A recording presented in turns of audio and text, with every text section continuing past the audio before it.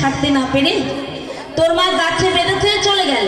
হ্যাঁ, তখন কি হলো? আমরা অদূর থেকে দেখলাম কি হয়েছিল বলি শোনখানায়।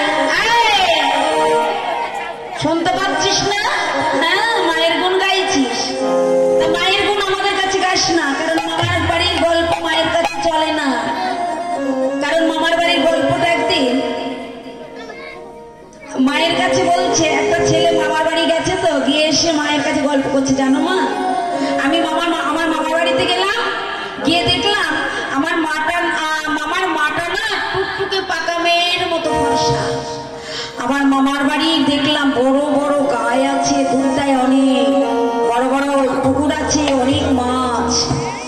তা মা এসে বলছে, ওরে মায়ের যদি মামার যদি মা হয় তা আমার কি, এটা তো একবার ভেবে দেখলি না? মামার মাটা আমার কে? তা তুই যে মায়ের গুণ গাইছিস, তোর মা আমাদেরকে সেটা জানিস না?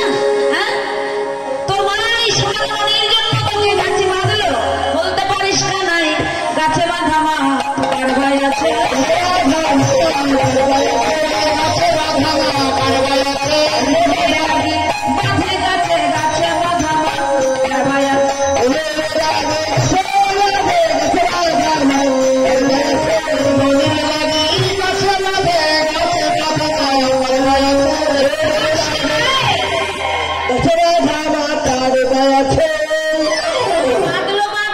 তাতে দুঃখ নাই, মা তো শাসন করতেই পারে, বেঁধেছে, তাতে দুঃখ নাই। তবে লক্ষ্য করে দেখতে হয়তো আমার গোপাল এই বাঁধনের ভারটা সইতে পারবে কিনা। আরে সেটাও দেখলো না, না দেখে বেঁধে ধুয়ে চলে গেল। হেই মা যেই না তোর মা চলে গেল, আর ওই জমলা উজ্জীন গাছটা মর মর মর মর মর মর জমলয় জনজাতে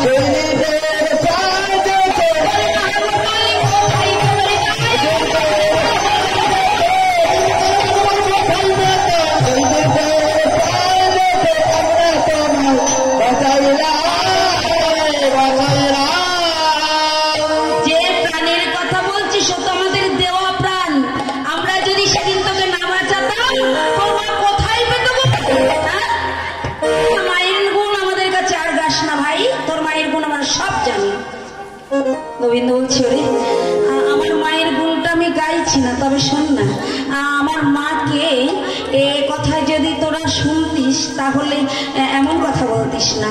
আমার মাকে সেটা আমি জানি।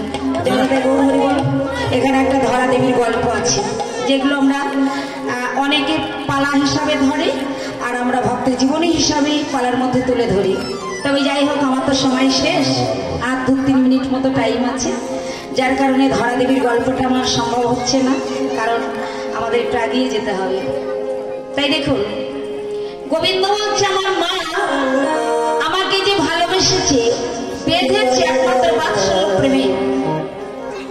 বাৎসল্য প্রেমে মানুষগণের অগ্রভারে ছেদনে করে যে মানুষটি অতিথি নারায়ণের সেবা দেওয়ার জন্য নিজে এত কষ্ট করে,